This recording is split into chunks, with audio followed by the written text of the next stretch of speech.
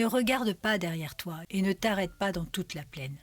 Sauve-toi vers la montagne, de peur que tu ne périsses. Genèse chapitre 19, verset 17. Nous savons, d'après les événements actuels, que notre départ est proche et que nous ne devons plus perdre de temps dans ce monde. Il est temps de préparer nos bagages, car très bientôt nous allons partir. Dieu veut détruire ce monde corrompu. Il veut exterminer les méchants de la surface de la terre.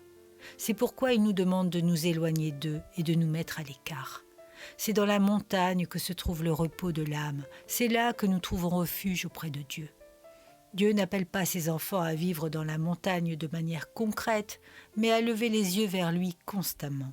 Nous ne trouverons aucun réconfort dans les plaines, parce qu'elles n'offrent aucune perspective durable et éternelle. Nous vivons dans ce monde, mais nous ne sommes plus du monde.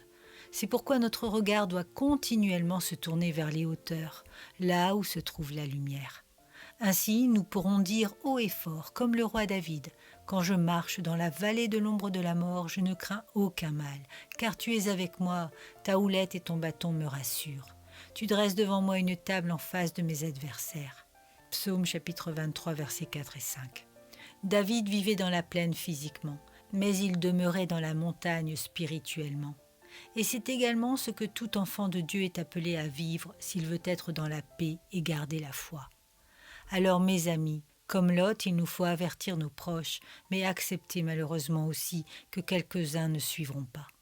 Et même si cela nous attriste au plus profond de notre âme, nous devons avancer sans jamais regarder en arrière.